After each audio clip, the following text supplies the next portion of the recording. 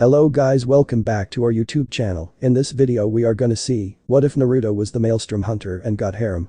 Part 1. Huge shout out to CrimsonKyuubiSage for this story. If you want more awesome fan fiction like this, don't forget to hit that subscribe button. So without wasting any time, let's get into the video.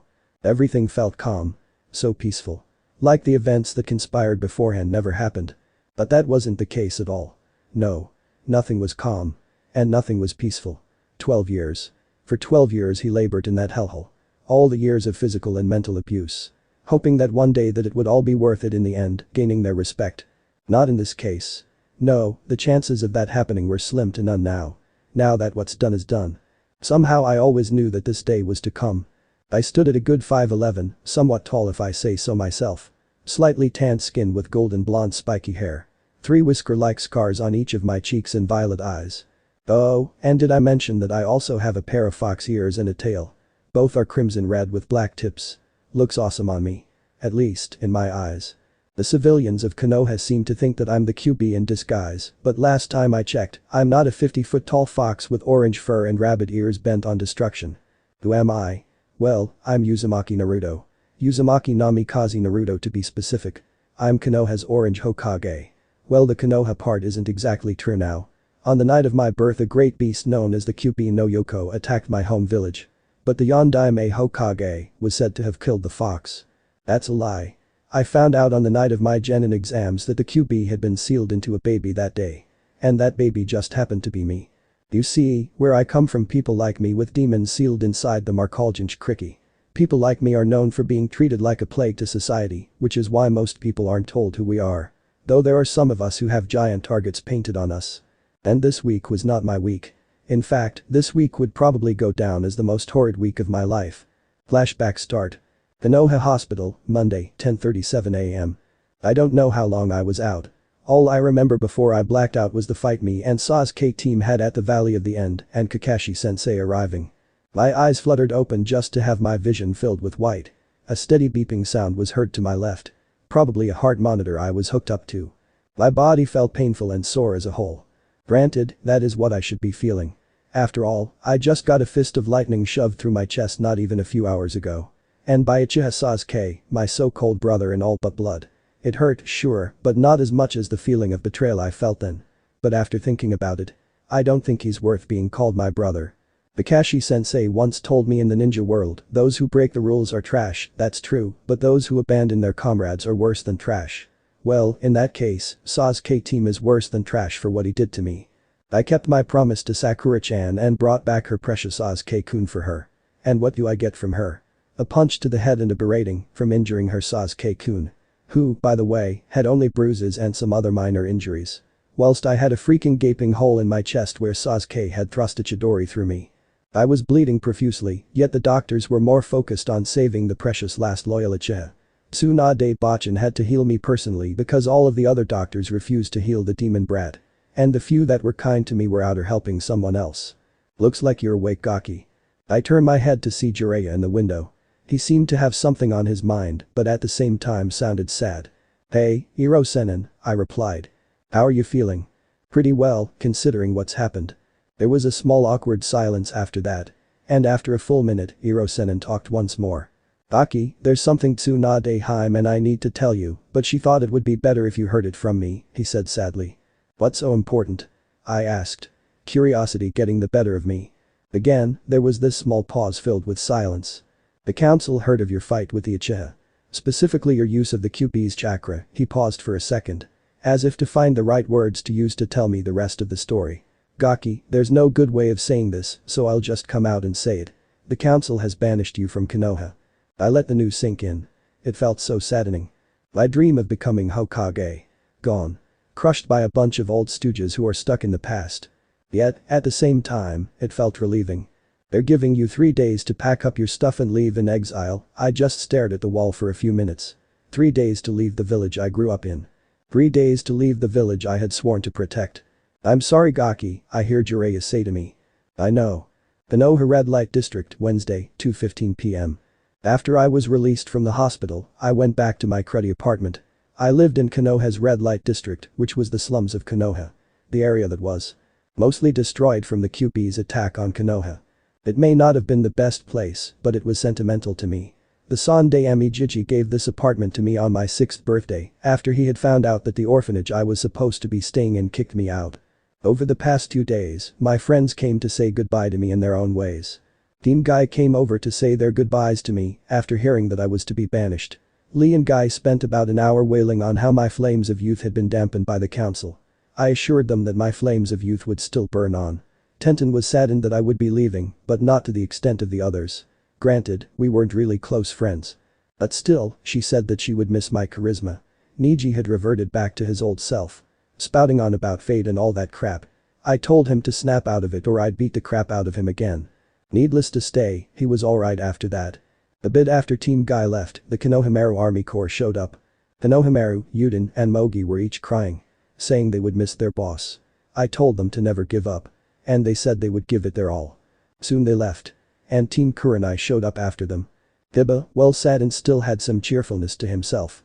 Wishing me luck outside of Konoha. Even Akamaru was sad. Shino, whilst still remaining stoic, had a bit of sadness to his voice when he said goodbye to me. Hinata though, was a different story. Hinata was practically crying her eyes out. Confessing her crush on me ever since I helped her from those bullies all those years ago. I gave her a kiss on the forehead and told her that I would love her, but I wouldn't be able to return those feelings. Telling her to give Kiba a chance. Kakashi visited after Team Kurenai left. So this is it, Kakashi said. I guess so, I replied. There we stood, embracing the silence that permeated the air. Until finally, Kakashi spoke once more. Handing me a scroll twice the size of my hand. Huh? What's this? I asked. Naruto, in that scroll is something that you should have been given when you became a genin, but weren't given, he replied. But still, what is it? I ask again. In this scroll there are a few jutsus ranging from D rank to S rank. It's a scroll that was made for you by your parents. I looked up at Kakashi. Shocked at the words that he said. My parents? Sunday Amijiji told me that they died on the night I was born. When the Kyuubi attacked. I can't say who your parents are, but know that they loved you to their dying breaths. I began tearing up at that. I had feared that my parents were still alive, but didn't want me because I had a demon sealed in my gut. Again, silence filled the air for a half hour. Kakashi got up and headed towards the door. On his way out, he turned his head to speak to me one more time. Goodbye Naruto. Hopefully wherever you go, you'll find happiness.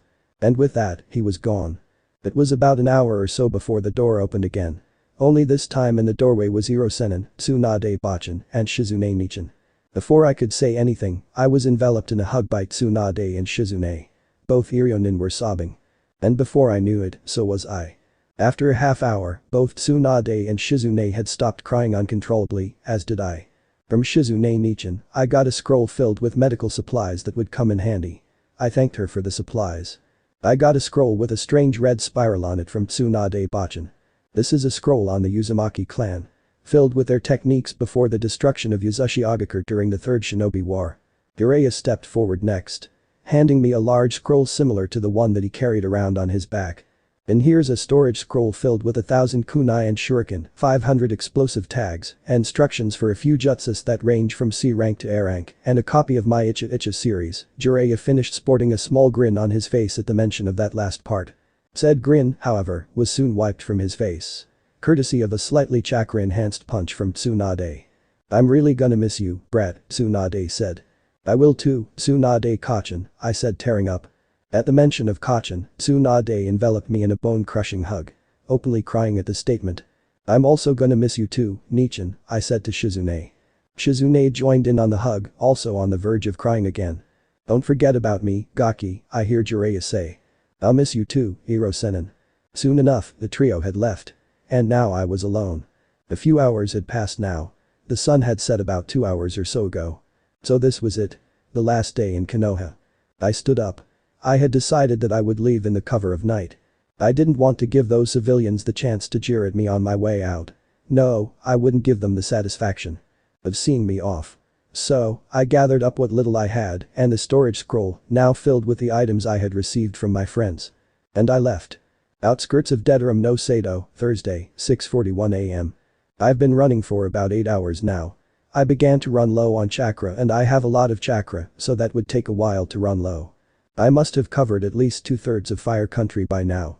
My destination, Wave Country. From there, I could go to Uzashigakure. It may be just ruins, but I still want to see where my clan lived. I could go there, hide out there for a bit and also say hi to Tazuna, Tsunami, and Inari. But for now, I would rest for an hour once I got to this village. Once I entered the village, I reached to my forehead to remove my headband. Only to find it not there. And then I remembered that I had it taken from me when I left the hospital. With a sigh, I entered a small shop which I guessed was a bookstore. If the giant book symbol outside was anything to go by. It was still a bit early in the morning, so there was only a few people and the store owner. So out of boredom, I began browsing the books, which was something I couldn't do much of when I lived in Konoha. Last time I had a book in my hands, some random civilian tried to set fire to my hands. Saying that demons shouldn't learn to read and become smart. So around now, being able to grab a book and not have my hand set on fire was nice. I was so caught up in my thoughts of the past and Konoha that I didn't notice the book I had grabbed. Shaking myself out of my musings, I noticed a book I had grabbed. It was dusty, but I was still able to make out the name. The Tale of the Utterly Gutsy Shinobi. By Jiraiya the Gama-senin. I blinked in surprise at the author of the book. Jiraiya had written a book that wasn't smut. That was a shocker. I went up to the cashier and placed the book on the counter. "How much for this one?" I asked. The cashier was an old-looking man. His hair was a light gray and balding. He had wrinkles below his eyes, indicating he hadn't had much sleep or was an insomniac. He looked up at me and then to the book I had selected. "This one?" he asked. I nodded my head. And for a few seconds, he remained quiet. But then he started to lightly chuckle. After a minute of chuckling, he talked once more. "Boy, not one person has touched that book ever since I got it into this store.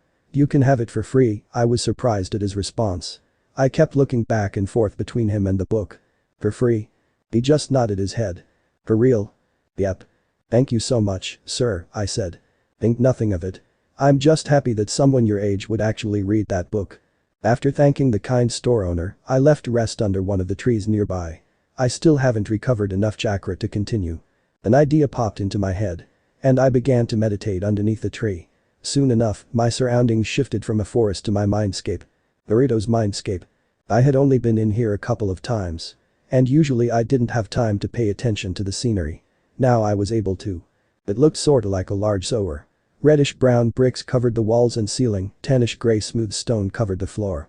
There was about an inch on water that coated the floor, but I didn't mind, pun not intended.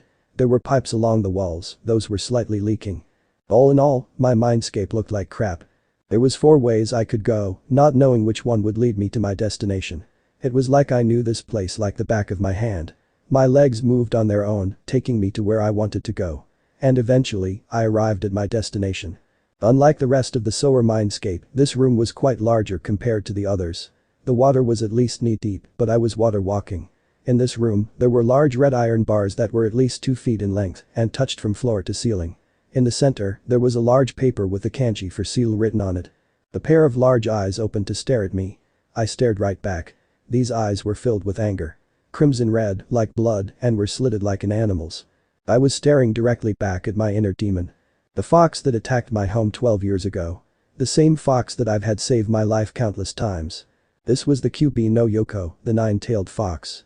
"Boy, furball!" I exclaimed. I heard what was most likely a grunt or groan.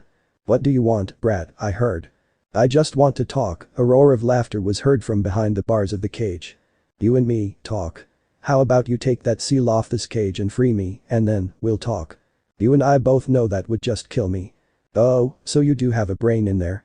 I felt a tick mark appear on my forehead from that remark. "I'm serious, though. I want to talk."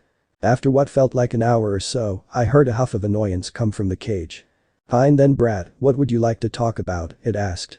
I sat down on top of the water, relaxing a bit more compared to before. "Well, I just realized that I don't know that much about you, so I'd like to get to know you better." I heard a stifled laugh come from the cage. "I'm serious, you oversized furball, Databeo. Why would you, a mere human, want to know more about me? Well, you've been with me my whole life, yet I don't even know your name." And what makes you think that Kyuubi isn't my real name?" "Well, Kyuubi seems moreover like a title than a name." I heard another huff of annoyance come from the cage. "You are not worthy of hearing my true name, brat." That got me a bit angry, so I reverted back to my old self for a bit. "Listen here and listen good. Furball. One day I'll learn your real name. That's a promise of a lifetime, Databeo," I exclaimed. There was an uncanny silence after my statement and I was worried for a bit. Then I heard a small chuckle, that chuckle soon turned into full-blown laughter. Then it spoke again. You remind me of a certain retarded woman that was just as stubborn, if not more stubborn, than you are, brat. I froze at that, a woman that was just like I was. Who? I asked. If I could see through the darkness that shrouded the cage, I swear I would see a grinning fox. Wouldn't you like to know, it said, amused. Please, I begged, I need to know if this retarded woman is still alive. No, she's dead, it said. Was she related to me in any way? Yes, it replied, she was your mother, Uzumaki Kushina. My second jailer. I was shocked. I wasn't the first Jinchuriki to the QB. No, you weren't my first jailer, it said. How did it read my mind? Oh wait, we're inside my mind right now. Finally, the brat figures it out. Shut up, furball. Make me, brat. So my mother was your jailer before me? Yes. And before her, who was your jailer? You ask a lot of questions, for a brat. That doesn't answer my question. I know. Humph. Can you at least tell me who my father was? Why ask a question you already know the answer to? After all, he's the bastard who sealed me in you. Wait, my father sealed the QP inside me. But then that would mean. So you figured it out. It couldn't be him. Could it? I mean, it does make sense considering that there was only one person I knew that sealed the QP into me. My father was the Yondaime Hokage, I said. Not believing the words that came out of my mouth. It all makes sense now. I've seen pictures of the Yondaime before, but put it off as convenience that we look similar. Yes, Namikaze Minato, the Yondaime Hokage, is your father. And Uzumaki Kushina is your mother. I sat there, letting it sink in. The man who sealed away the QP into me is also my father. Well, now that you know who your parents are, what will you do now? I stayed silent at that. What was I doing? Where would I go? I know of a place where you can go, I thought about it for a second. I have nowhere to go. But can I really trust the QP? How can I be sure I can trust you? I mean, for all I know, this could just be one of your ploys to escape, I exclaimed. It may be. But then again, it may not be. The real question is, are you willing to take that chance? Okay, now I have no doubts that if I could see the QP's full face right now, I'd be looking at a grinning fox. I thought about the furball's statement. Could I really take that chance that this isn't one of the furball's attempt to escape? Okay, QP. What's your deal? I respond. Oh Naruto. What makes you think that I would get something out of giving you information? It asked in almost an innocent voice. I gave the great Biju a deadpan look. Fine, if I tell you where this place is, I get to share your senses. What? I forgot I was talking to an idiot here. Hey. I resent that, Dadabeo. If I tell you of this place, I get to share your senses. You know, eyesight, hearing, touch, smell, pain. Wait, doesn't that mean we would merge minds or some? Shut up and let me finish speaking. I shut my mouth after that. The QB may be caged, but it still can be damn scary when it wants to. No, our minds won't merge. We will just share the 5 senses. Is that it? I asked. Basically, yes. Well okay then, deal. Alright then. The process will begin in a few days or so. So what's this place you speak of? Oh yes, there is a place I know of past the Oki no Okinet. For what felt like the 10th time this week, I froze in surprise. The Oki no Okinet was an area past a land of water that led to the unknown. Hence, the Okinet in the name. But what would be out so far that it's not on the map? I asked. There is a land known as Remnant. Those lands are far more advanced in technology compared to the elemental nations. So how would I get there? Just get a boat from that place you saved. The Land of Waves I believe it was called. Alrighty then. I felt myself being pulled from my mindscape as I awoke from my meditation. Before I left, I said one last thing to the QB. Oh, and QB, I could see the towering red eyes of the QB looking down upon me. Thank you, I said as I left my mindscape. Reality, under a tree near Dedaram no Sato, Thursday, 7:54 a.m. I awoke from my meditation. Exiting my mindscape after having that conversation with the QB, I noticed only an hour had passed, but it had felt like it had been longer in my mindscape. Must be a mindscape thing. Well, I said, to no one in particular, I have a target destination now. Off to the Land of Waves. Coincidentally I was headed there anyways. So it's a win-win situation. I felt my chakra coils rejuvenated, so I decided now would be a good time to head out. Wave Country, Friday, 6:36 p.m. Wave Country. It feels like yesterday that me and the rest of Team 7 came here. Hired by a grumpy old man who could barely stay sober. The last time I was here, the town looked like a slum. Now, it looked like a real town bustling with business. I walked around, knowing my way towards Tazuna's home. And there it was. Ah, the memories. I felt like I was old there for a second. Reminiscing on the past. All that was before I was banished. But I can't spend my days toiling in the past, or else I'd turn out like Kakashi-sensei. I approached the house and knocked on the door. "I'm coming, just wait a moment," I hear a voice call out from inside the house. The door opens, and there stood Tsunami. She looked surprised to see me here. I would be too, if I were her. "Hey Tsunami-san. It's good to see you," I exclaim. "Naruto. It's good to see you too. Come on inside," she says. As I walk inside I notice that the house has changed on the inside. Tsunami must have noticed me looking at the changes and answered my silent question. "Ever since the bridge was built and Gato gone, the town has been thriving. We were able to afford a bit of luxury here and there," she stated. "Hey mom. Who was that at the door?" I hear a voice yell from upstairs. "Come down and see for yourself. I guarantee you'll be surprised," Tsunami yells back.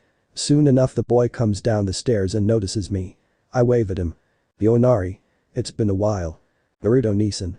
It's great to see you," Inari exclaims. "It's great to see you too." We settled down in the living room where Tsunami brought us some tea.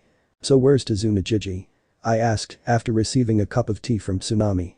"Oh, Tusan is out drinking with a few of his friends. He should be back soon," Tsunami replied. "So what brings you here, Nisan?" I hear Inari ask.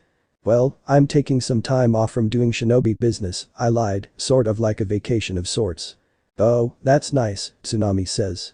A few minutes later, I hear the door open. And in comes Tazuna. Stumbling around a bit like a drunkard. "I'm back," I hear Tazuna say from the doorway. "Hey, Tusan. We have a visitor." "Well, who is it?" he asked. He then walked into the living room. I waved at him and give him an eye smile. "Yo, Tazuna-Jiji. It's been a while," I say. Tazuna smiles and waves back. "It certainly has been Gaki," he replies. After that, we spent a few hours catching up. Both on my adventures and how the town was doing after Team 7 left. Apparently, ever since we took down Gato and the bridge was built, the town has been thriving. Becoming a large port town with a stable economy. I told the stories of my adventures.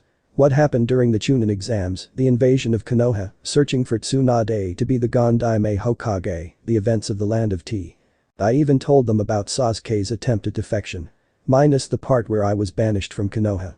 Tsunami and Inari enjoyed hearing about my adventures, but Tazuna, I could tell, knew I was holding back some information. After trading stories, Inari and Tsunami went to sleep from exhaustion. So here I was, alone with Tazuna-Jiji. We didn't speak for a few minutes. Until he spoke up. "You didn't tell us the whole story, I could tell that much," he said. "What gave it away?" I asked. "I'm old, not senile." "Humph, could have fooled me." "Watch it, Gaki." "Humph," I reply.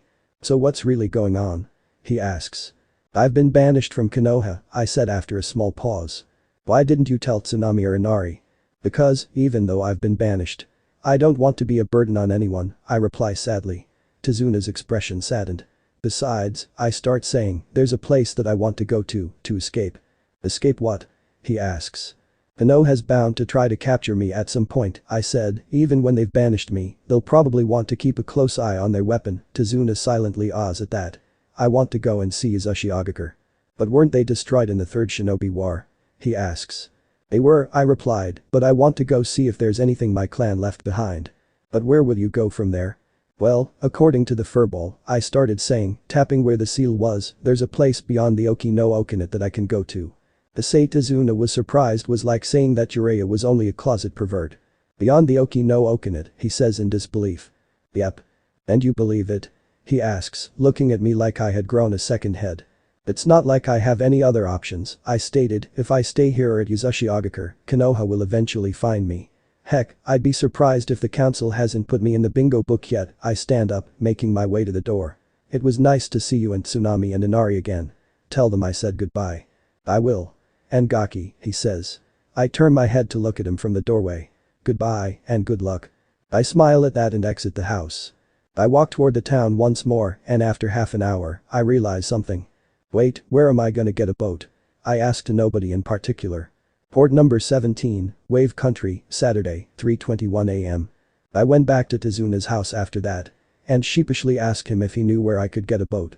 After face faulting at my question, he gave me an address where I could get one from a friend of his that owed him one. "Tell him Tazuna sent you," he said. It took an hour or so to find the address he gave me, but I eventually found the place. The place looked weathered and worn out. A fog was present. Not surprising considering what time it was.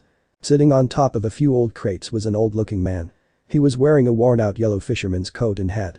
He had a scraggly graying beard and a pair of slightly bushy eyebrows to match his gray beard. He looked up slightly at me and spoke in a coarse voice. "What do you want, lad?" he asked me. "Are you Arashi?" "That depends on who's asking." "Izuna sent me, he told me to tell you, I'm cashing in my favor you owe me, get this gaki a boat and you'll owe me no longer," I said. "Also, he said something about telling you that guy's night is on Tuesday at 7. I heard a small laugh come from him. "Yep, that sounds like Izuna," he states amusingly, "so you need a boat, eh? Well, all Arashi here can help you with that." He nudged his head in a direction, probably telling me to follow him. We walked to the end of the dock. There in the water was a boat big enough for 2 or 3 people. It looked to be about 9 meters in length, the sail about 10 meters. "This here," I heard Arashi start saying, "is an 18-foot skiff. I call her Takanshi Ken. Is it good for travel?" I asked. "Aye. Well, thanks for the ship," I said. "Just one thing, lad," he says. "What?" I ask. "Why would a young lad such as yourself need a sailing vessel?" "I'm headed out to the ruins of Yuzashigakure," I said, "and then past the Oki no Okinet." "Well then," he says, acting casually, "good luck, lad." And with that, I was given enough supplies to last me a few weeks, and I set sail towards Yuzashigakure. Shores of the ruins of Yuzashigakure, Saturday, 11:47 am. Using the directions that the QB begrudgingly gave me, I was able to navigate the skiff to the shores of Yuzashigakure. I left the ship anchored to the shores of the land and traversed the shoreline, searching for any signs of the ruins left behind. After searching for an hour, I came across the ruins of what I believe used to be the walls of Yuzashigakure. Unfortunately, when I tried to get closer to the wall, a barrier popped up. I had no clue what the barriers were until the QB explained it to me. "Brat, those are one of the defense barriers that used to be in Yuzashigakure. It can only be deactivated by the blood of an Uzumaki," QB explained to me. "Oh, wait. How can I hear your voice if I'm not inside my mindscape?" I exclaim.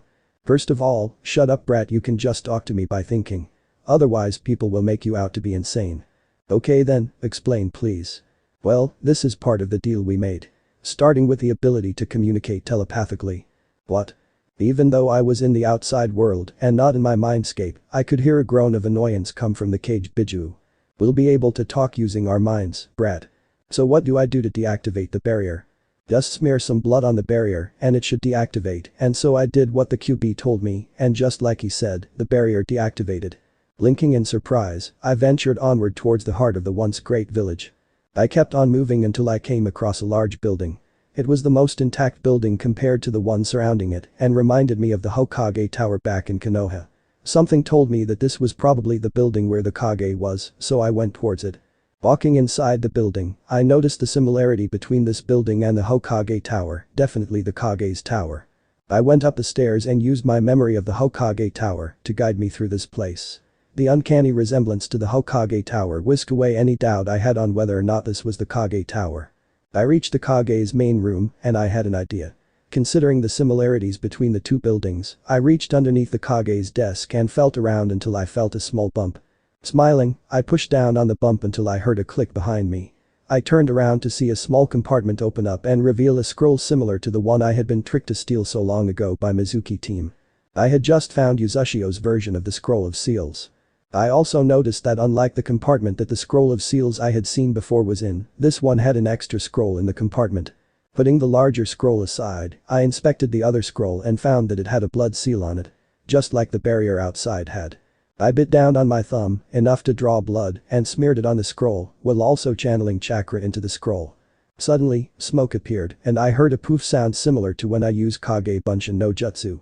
When the smoke dissipated, I was able to see a tall figure standing in front of me. The figure stood at approximately 6'1" and was wearing samurai-like armor. Taking a closer look, I noticed the figure had long, straight red hair and a Fu Manchu mustache beard combo. "Who the heck are you?" I exclaimed. I'm guessing that the figure was a guy, looked around before looking at me. "Who are you?" he countered.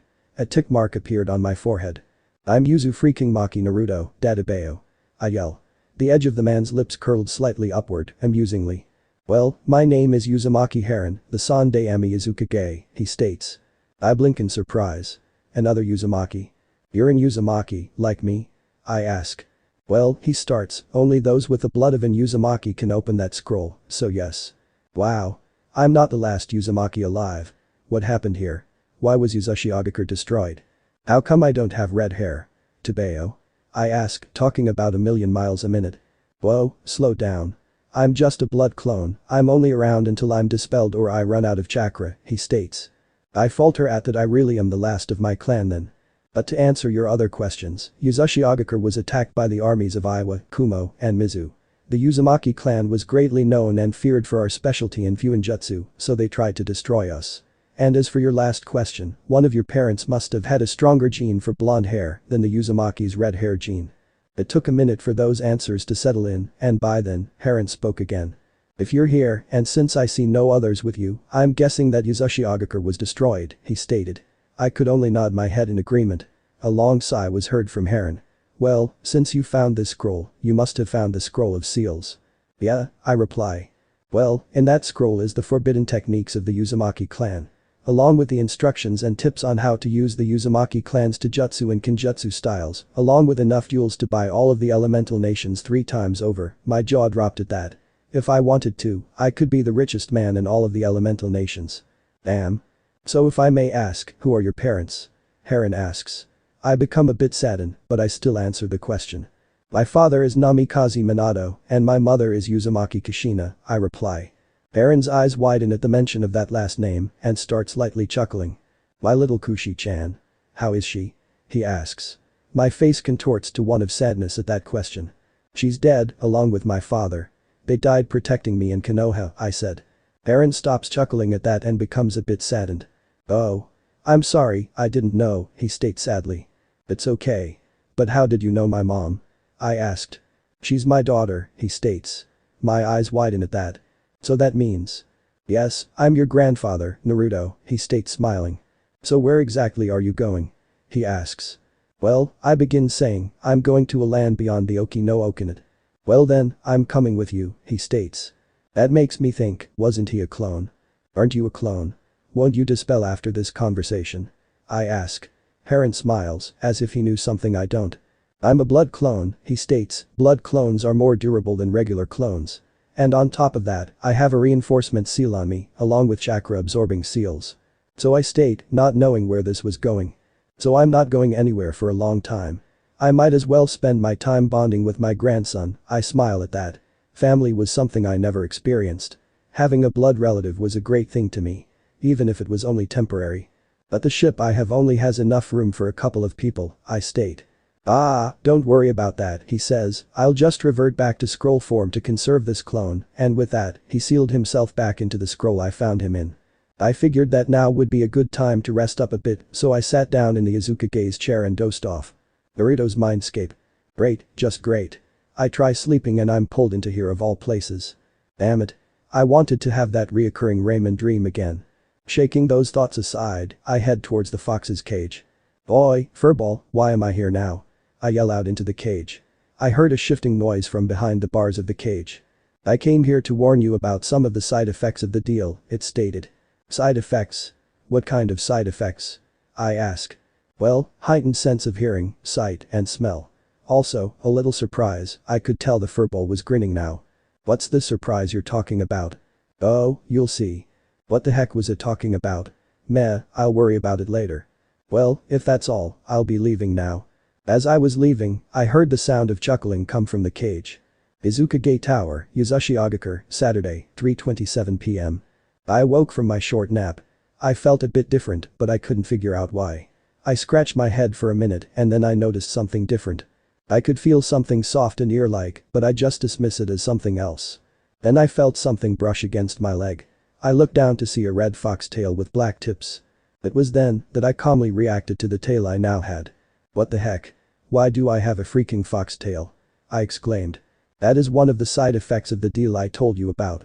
That, and the fox ears. Quickly, I summoned up a Kage Bunshin to check my new features. Only to find that what the fox said was true. On my head were 2 red fox ears with black tips. And a fox tail of the same color orientation was attached to me. I stood there in both shock and surprise for a good minute. Kit. I look awesome, Tobeo. Wait, what? It was the fox's turn to be surprised now. expecting me to be a bit upset. A new look plus a new life. I guess I should thank you furball. The QB stayed silent for a good minute at that last statement. Until it spoke again. Humph, don't look into it, brat. This is merely me taking pity on you, it stated slightly arrogantly. I huffed in annoyance before speaking again. Well, call it what you want, I'm still grateful I think. So off to remains, then. It's called remnant, brat. Humph. So after that conversation with the fox, I grab both scrolls and head back to the skiff. Pulling the anchor out of the water, I take one last look at Uchiha. I wonder what it would be like if the place was never destroyed. Oh well, I can't dwell on the past. I said /back end. Somewhere in the Oki no Okin at 3:26 am. And here I am now. On a boat in the middle of the ocean. I close my eyes again, letting myself rest for the time being. A smile graces my face. I bet that from here on out, things will be just fine. Third-person POV. Just as Naruto thinks that things will turn out fine, he fails to notice the red dawn. Red at night, sailor's delight. Red in the morning, sailor's warning. He also failed to notice the storm clouds in the distance that he was headed towards. Somewhere different yet still in the Oki no Okin at 7:56 am. Naruto's POV. Kid, wake up. I hear the QP yell in my mind. I awoke with a jolt. Looking around, I noticed that the waves that clashed against the boat were less calm and more violent than before. The sky had darkened. Which was odd, considering it's been only a few hours since I went back to sleep. The loud boom sound caught my attention. I looked to my right to see thunder strike against the surface of the water. I counted 3 strikes. It was then that I realized that I was in the middle of a sea storm. Furball. What the heck is going on? I yelled in my mind. We're in the middle of a freaking storm. If you don't get out of the storm zone, it'll tear the skiff apart. Getting what the fox was saying, I attempted to steer the ship out of the storm. Thunder danced around me, striking like the beat of a drum. Waves clashed against the hull of the skiff. Rain struck my skin like a barrage of senbons. For a long hour, it felt like it was me against nature. As if trying to push me back to the elemental nations. But I prevailed. The last of the storm clouds slowly disappearing behind the horizon. I survived the storm. Hopefully it would be smooth sailing from here on out. Whew, that was close, I mentally say. It sure was, kid, the QP said. Hey, you didn't call me brat this time, I added, mentally smirking. I have no idea what you're talking about, brat. The next few hours were nothing but the sounds of the water in the ocean. I looked out on the horizon as I headed towards my destination. Look out, Remnant, cause the #1 most hyperactive knucklehead ninja is coming your way. Databeo. I mentally said, smiling as I watched the horizon. Oki no Okin 15 days since leaving Uchiha, Naruto's POV. I stared down at my own reflection in the water. The waves gently striking the wooden exterior of the skiff. The sun high up in the sky, not a cloud in sight. Compared to the turbulent storm that had passed a week ago. Everything was calm. In other words, it was so boring. The groan of boredom escaped my lips as I stuck the tip of my hand in the water lazily. It had been about a week or so since leaving Uchiha village hidden in the whirlpool, and about the same time since the storm he encountered had passed. Hey QB, I mentally said. I got no response from the fox. Hey QB, furball, fox, foe. What? The QB exclaims, having enough of my pestering. I'm so bored. If there is such thing as a fascinating giant fox, I'm pretty sure I found one. Are we there yet? I asked the fox. No. It was silent for the longest time so far. 30 seconds. Are we there yet? No. Are we there yet? No, the QB replied, slightly more aggravated. Now. No. Now. No. Now. No. Now. No. Now. No. Now. For the last time, no. Now shut up, brat, for Kami's sake. Seriously? Alright. Chill, furball. Even with the fox sealed inside my gut, I could feel trace amounts of killing intent. Directed at me. Wait a sec, how is it possible that I can see your cage in my mind, yet you're sealed? In my gut? I asked mentally. Don't question it, Kit. Just ignore it, it said. But. Ignore it, Kit. But. Just ignore it, brat. You'll fry your brain trying to comprehend it.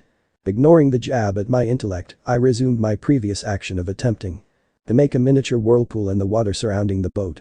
Hey QB, I say, finally bored with trying to make that miniature whirlpool. What is it, brat? You better not say you're bored or if we're there yet or so help. No. I just have a question. And I was hoping you could answer it. Humph, it depends on whether or not I care to answer your question, brat. How do you know of Remnant? I never heard of it until you told me about it. Well, first off, you're an idiot, so it's no wonder you've never heard of it, the QB said. Mockingly, and secondly, I'm a 1,000-year-old entity, how would I not know about it? Satisfied with that answer, I continued staring at the water for the next few hours. Soon enough, I saw a sign of hope. Land. I exclaimed. Finally, after 2 weeks out sailing across the ocean, land. As soon as the skiff came closer to land, I noticed there were trees. Lots and lots of trees, and they looked foreign to him compared to Konoha's forest. A thick fog coaxed the forest, yet I could see clearly what the place looked like. The trees had thick dark trunks that branched out and were covered by emerald green leaves at the top. There were a few bushes of the same color leaves here and there, giving plenty of opportunities for ambushes. Some small patches of grass were scattered here and there, gently swaying from a breeze. I figured that it would look suspicious if there was an abandoned ship at the shores of this land, so I decided to sink the ship offshore. Hopefully the sunken skiff would be swept out to sea, leaving no traces of my arrival. But how would I put large enough holes into the ship? Suddenly, I had an idea. A crazy, ridiculous idea. I know what you're thinking, kid. I don't think it's a good idea. I know it's not a good idea, which is why I'm doing it, I said mentally, a smirk plastered on my face. Rasengan, spiraling sphere. I called out, forming the jutsu in my right hand as it impacted on the bottom of the skiff. Both wood and water alike exploded out from the impact, leaving a large gaping hole in the bottom of the ship. Of course, I knew that leaving the ship like this wouldn't be enough to leave no traces of my arrival, so I pulled out a few explosive tags to put on the skiff. Why didn't you just do that in the first place? The QP asked. I dunno, I didn't think of it beforehand. Idiot. Love you too, furball. After placing the last explosive tag on the skiff, I put my hand on the one closest to the edge of the skiff and channeled my chakra through my hand. The effect was instantaneous as the tag was activated. Jumping off the skiff and using the water walking technique, I ran from the ship to shore. Halfway to shore, the explosive tags went off and completely destroyed the sinking ship, leaving no traces whatsoever. Reaching the shore, I looked around to see if anyone witnessed my actions. Luckily no one was around to hear the explosion. Kid, there's something that is of utmost importance that you need to do, the QB said in a serious-sounding voice. What? What is so important that I need to do right this moment? I asked. Kid, you need to lose the jumpsuit, it said. What? But orange is awesome to Bayo. I exclaimed in outrage. No one messes with my orange. I didn't say you had to give up orange, just the jumpsuit. You're a walking target in it. I tried to come up with an excuse for that, but I couldn't. Looking at my clothes I realized that the QB was right. The jumpsuit would stand out if anyone from Konoha, heck, if anyone who was looking for me recognized my attire. I took off my orange jumpsuit, leaving me in a black t-shirt with the Uzumaki symbol on the back, covering my mesh shirt. I also had my orange jumpsuit's pants on. Since I didn't have any other pants. It was a start, but I looked a lot less like a walking target and more like a civilian. Using the free labor workforce known as Kage Bunshins, I dug a hole in the ground. Giving one last look at my orange jumpsuit, I threw it in the hole and had Kage Bunshins cover it up. After burying the jumpsuit, I started walking away from the direction the ocean was in and deeper into the forest. 5 hours into walking, along with a 3-hour-long game of I Spy, much to the QB's annoyance, I heard a rustling sound come from a nearby bush. My shinobi, ninja, instincts kicked in as I pulled out a kunai and got into a defensive stance, bracing myself for whatever it was that was coming. Out of the bushes came a large beast that resembled a bear but looked like it came out of a nightmare. It was twice the size of a grown man. Its fur pitch black spike-like bones could be seen coming out of its back, along with razor-sharp claws and a bone-white mask. Beware. The beast shouted. So, can you tell me which direction civilization is in? I asked the beast innocently. Beware. The beast exclaimed once more. I guess not, I said, a sigh escaping my mouth. The beast got into a charging stance and ran straight at me. Waiting until the last moment, I dodged the incoming attack and threw the kunai in my hand at the beast's neck. It didn't even do so much as scratch the surface of its fur and piss him off. I frowned a bit. If I couldn't hit it with my kunai, maybe my Rasengan would do better. Forming said jutsu in my hand, I charged at the beast. I got closer to the beast and dodged a swipe of its claws directed at me and shoved my Rasengan in its face. Rasengan! I exclaimed as it impacted against the beast's head. I got the desired results as the beast was sent spiraling backwards, crashing through a nearby tree. After a few minutes of not hearing or seeing the beast get up, I figured that it was either dead or knocked out. I was slightly exhausted. What the heck was that thing? I've never seen anything like it in the elemental nations. What the heck was that? I asked the QB. What the heck? Why did I sense a fragment of it coming from that creature? I don't know, Kit, it finally said, but whatever it was, it certainly was strong. I frowned at that, even the QB didn't know it and thought it was strong. Which probably meant it was dangerous. If there's more out there, then I'm in trouble. Shaking my head of those thoughts, I focused on the problem at hand. I was in the middle of a forest filled with these beasts and with no clue where civilization was, if there was any. I decided to ask the QB if he knows where civilization is. Idiot, I'm a 1,000-year-old being of mass destruction. The only time I seek out any civilization, it's to destroy it. Well then how am I supposed to find civilization? I asked. Ask your grandpa, I don't know. That was a good idea, maybe Harem could help me out here. Getting out the scroll he was stored in, I channeled chakra into it and out popped my grandpa. He blinked a few times, adjusting to the new environment, and looked at me. Where are we? He asked. We're no longer in the elemental nations, we're in that land I told you about beyond the Oki no Okinit, Ocean of Mystery, I replied. Oh, no wonder I didn't recognize any of the topography. So can you help me find civilization? I asked. Okay, he said, touching the ground with his index finger. After a minute, he stopped what he was doing and spoke. Civilization is in that direction, he said, pointing north. I could sense a large gathering of civilian and low gen and level energies. Thanks Gigi, I said to him. Nodding his head, he resealed himself in the same scroll. Grabbing the scroll, I started to trek in the direction that he sensed civilization in. A few hours passed whilst running, occasionally stumbling across those beasts like the one from before. Luckily, I figured out that even though these things are strong, they're also incredibly dumb. I was able to use diversions to sneak past them if I encountered them. I looked up to see that the sun was starting to set, so I decided to continue running for a bit longer, and once night hit, I would sleep. I spent another hour running before the sun finally dipped past the horizon and the world was cloaked in the darkness of night. Finding the tallest tree nearby, I climbed up and settled on top of one of the branches high off the ground. Exhaustion from the day finally caught up with me and I immediately fell asleep. The next day, after waking up from my ramen-filled dream, I heard a growling sound come from nearby. Fully alert, I jumped up and started looking from left to right trying to figure out where that sound came from. Until I heard the growling sound once more. Looking down, I noticed that it was my stomach growling at me. Figures.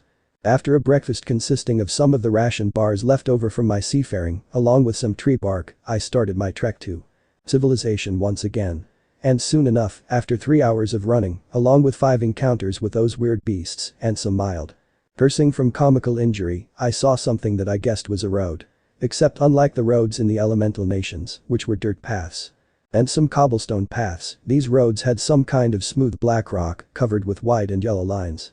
Suddenly, some type of red metal box flew past me. I was only able to catch a small glimpse of the red metal box, but it was enough to confuse me. It had silver wheels outlined with black, yet I saw no horses pulling it along. Was it some type of horseless carriage? I thought. That carriages needed to have horses pull them. Were they hidden in some compartment? Or perhaps someone shot it out of a large cannon. Like a cannonball would be.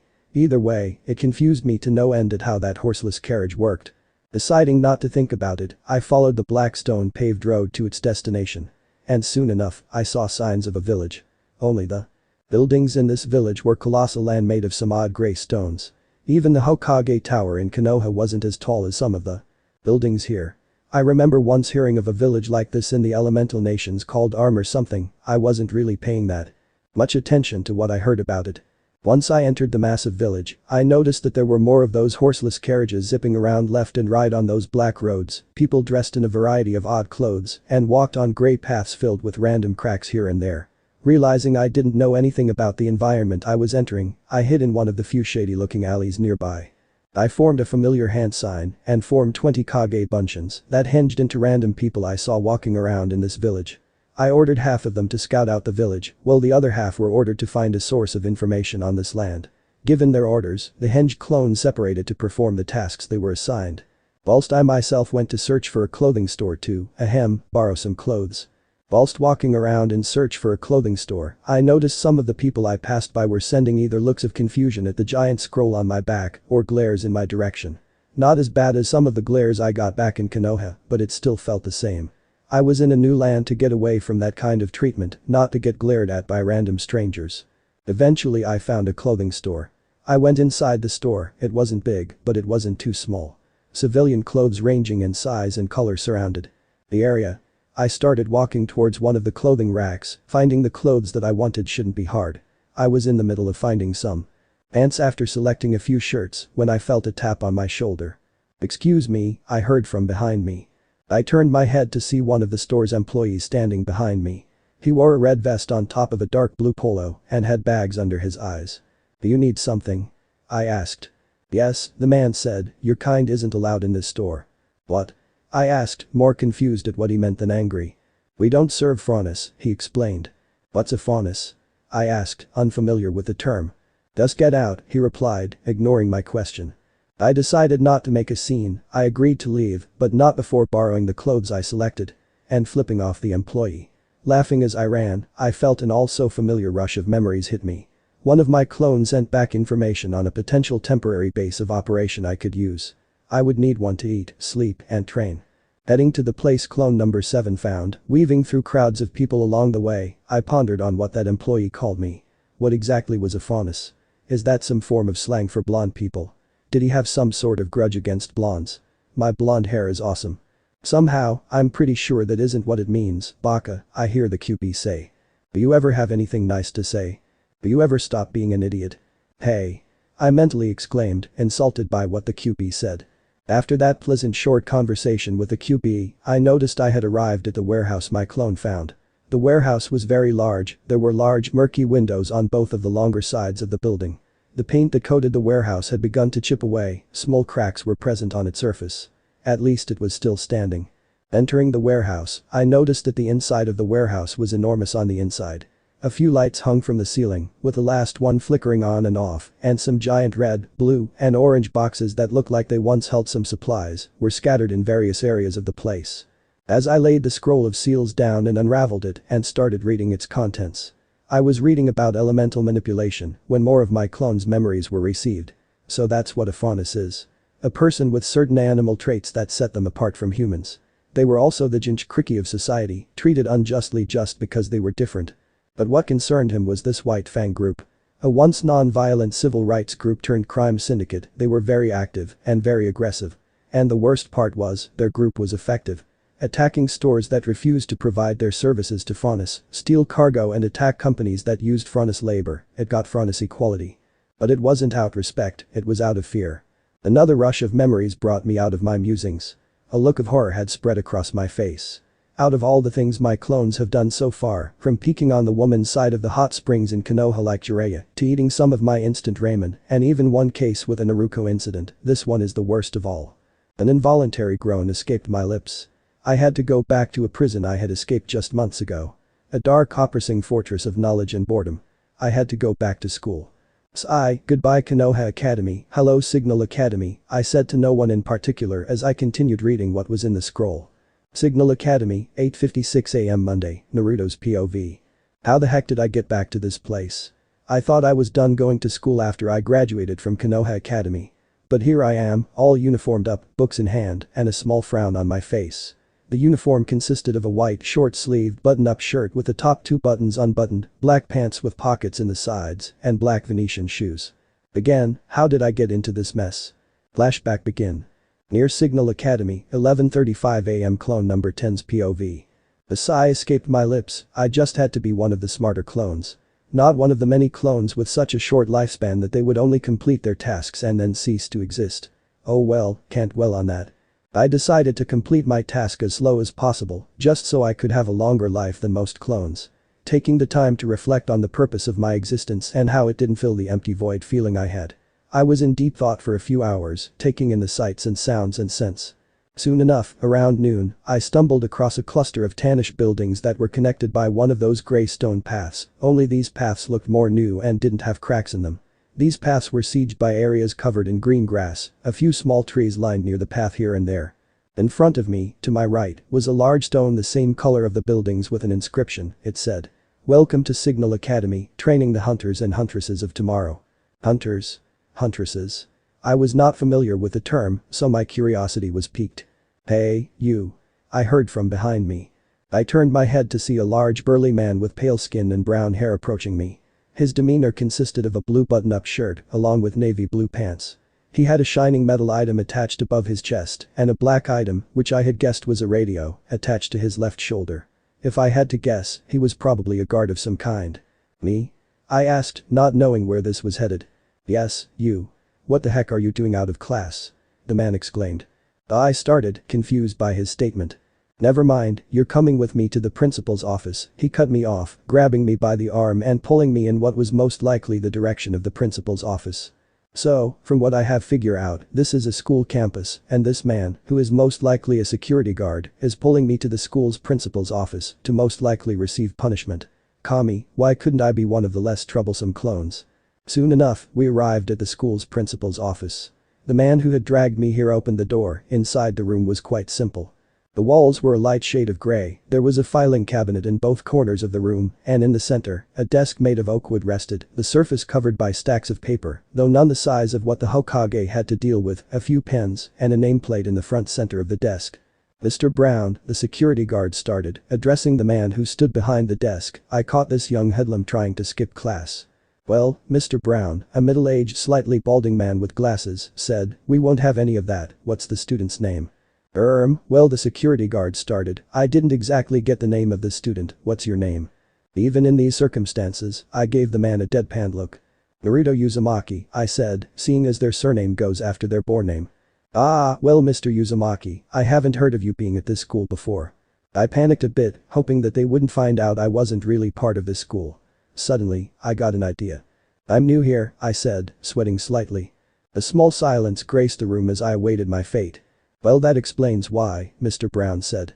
But that still doesn't explain why you were skipping your classes, the security guard said. I kinda lost my schedule, I lied. Oh, the security guard said, embarrassed a bit. Now Harold, the newly named Harold, the security guard straightened up a bit, go back to what you were doing, and this time, before you bring people to my office, make sure you get their identity first. Harold nodded his head and left the room. Mr. Brown had a smile on his face before Harold left the room. After he left, his smile turned into a slight frown. Now Mr. Uzumaki, he started, his voice turning more serious, I don't like it when people lie to me right in front of my face. So tell me exactly who you are. I stared at the man in surprise. He had been able to see right through my lie. How did you know I was lying? I asked. Mr. Uzumaki, I've dealt with a lot of students over the years. I learned to tell when students lie or not. Well, my name really is Naruto Uzumaki. I'm sort of a runaway, I said, I left my homeland because of certain circumstances that I'm not willing to say. So you've run away from home? Where exactly is your home? He asked. Do you have a map? I asked. He nodded his head and brought out a map the size of half the desk. The map itself was simple enough, it had a light brown color, highlighting the land masses in black. 4 castle-like icons stood out on the map, most likely indicating areas of civilization. I dragged my finger across the map until it hit the landmass near the bottom center area. Mr. Brown looked surprised at that. Here, I said. Mr. Brown looked between me and the area of the map I had pointed to. There? He asked, unsure about my answer. Yes, I came from a land known by the name of the Elemental Nations, I answered. And you're sure of this? Yes, I lived in an area known as the Elemental Nations. After that, we talked about the Elemental Nations. He asked me about my homeland and I asked him about this place. I told briefly about chakra and how it worked and that I was hiding from people who wanted to use me as a weapon. Soon enough, he helped me create a false identity and enrolled me into his school, Signal Academy. I got my class schedule and thanked him for his help. And that was the end of my lifespan. I closed my eyes, accepting my fate, and then everything was black. Followed by a blinding white. Flashback end. Signal Academy, 8:59 AM Naruto's POV. Students passed by me, wrapped up in their own conversations. I was caught up in my own thoughts when I heard a giggling noise come from behind me.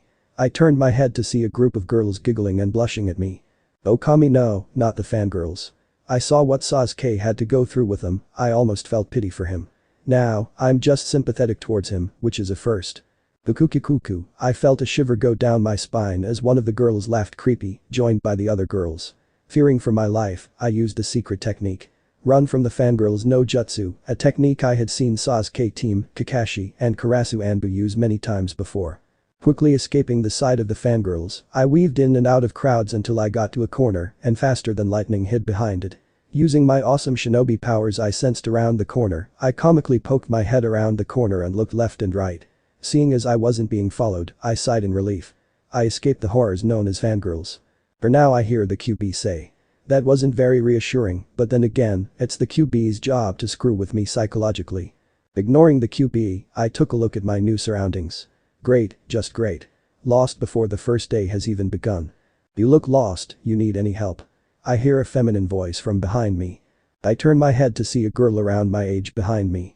She was wearing the girl's school uniform, which consisted of a dark red plaid skirt, a white short-sleeved button-up shirt, and black flat shoes. She had black hair with red streaks and 2 silver eyes that had a slight gleam in them. Yeah, I'm new to the school, and I might have gotten lost, I said, stretching out the last part. I can show you to your classes, she said, by the way, I'm Ruby, nice to meet you. Name's Naruto, the #1 hyperactive knucklehead ninja, I said, puffing out my chest in pride. But I thought ninjas were supposed to be stealthy, you didn't look so stealthy back there, my chest, along with a bit of my pride, deflated at that. You saw that? I asked. She just giggled a bit. She said, a small smirk plastered on her face. So, can you help me find my class? I asked, changing the subject off of my shenanigans. Sure, where you headed to? I looked down at the paper that held my schedule. It said my first class was with someone by the name of Crow. What kind of a name was that? It says I have my first class with some guy by the name of Crow. I said, hopefully pronouncing his name right. Oh. You got my uncle for your first class, she exclaims cheerfully. Sweet. Dadabeo. I exclaimed. Dadabeo? She curiously asked. Sorry, it's a verbal tic, I said, looking away slightly out of embarrassment. We have to get to classes before we're late. She exclaims, looking at the time. After receiving directions from Ruby to Crow's class, I ran to the place so that I wouldn't be late. Whilst running to class, I ran into someone, both of us went down. Sorry about that, I said. I looked at who I ran into and found the person who I had collided with. I didn't get a good look at who I ran into, but I could tell that the person I ran into was female. She had a slightly more tanned skin compared to mine, and spiky mint green hair. Crap. Sorry about running into you, but I got to get to class, I exclaimed, running towards class as I waved goodbye before she could answer. Finally, after running to the classroom, I found Professor Crow's room. Opening the door, I entered to see that my tardiness had gone unnoticed, thankfully. Other students talked with their friends, all excited for the first day. The room itself was larger than expected. The seats were leveled so that an arc was formed around the center, and each level was slightly more elevated than the last. In the center of the room, in front of a green chalkboard was a tall man. He had black hair with patches of gray hair visibly present, dark gray eyes that held years of experience and knowledge, and he wore black pants and a gray suit. Alright class, he started, take your seats. I'm Professor Crow, welcome to Weapons 101. -7 hours later. Classes were over once that final bell rang, I left the classroom with a speed that would put the Hirshin, Flying Thunder God, to shame. Groups of people moved together, chatting with one another about classes and their lives. I was walking down the path, minding my own business when I heard someone call out my name. Hey Naruto. I heard from my left. I turned my head to the source of the voice to see Ruby and another girl standing with her. The other girl had long, wavy blonde hair that accented her royal purple eyes. Along with the school uniform which was mandatory, she had on black fingerless gloves and yellow metallic bracelets. Hey Ruby. I called back. I moved over to where the duo was standing and started up a conversation. So how was your first day at Signal? Ruby asked. Pretty good, I said, a bit hectic though. So who's tall, blonde, and foxy here sis? The blonde girl standing next to Ruby asked. Oh yeah. Naruto, this is my sister, Yang, this is Naruto, Ruby replied. Nice to meet you, I said, smiling a bit. Likewise, Yang replied, also smiling. The three of us talked for a bit after introductions were out of the way, but eventually, we all said our goodbyes and parted ways. Soon after they left though, I noticed another familiar face. The girl I had run into earlier was talking with 2 other guys. The one to her left stood around 6 feet tall or so, had dark brown spiked hair and light brown eyes, and strangely enough, a white horse tail. The other guy to their right was at least a foot shorter than that horse guy, he had red shaggy hair along with a small beard, his eyes were charcoal black, and like the taller guy, he too had a tail, except his resembled that of a monkey's tail. Before I could say anything to them though, they had already left.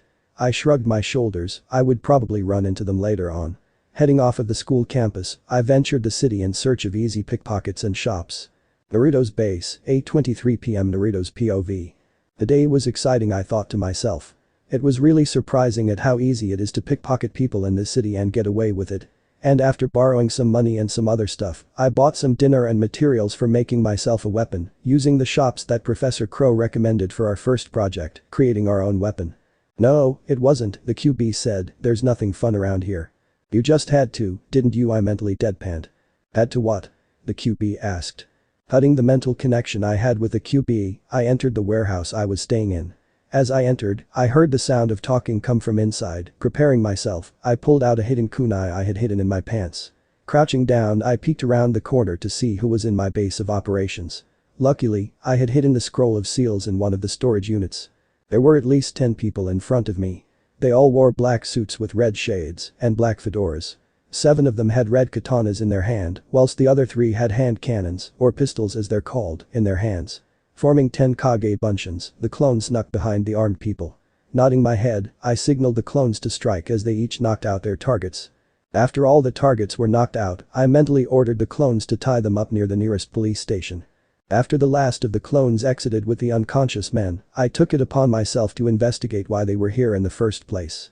In the center of the room there were several large dark gray crates. Curiosity got the better of me as I moved closer to one of the crates and opened it up. Standing back and covering my face in case it was an explosive, I braced myself.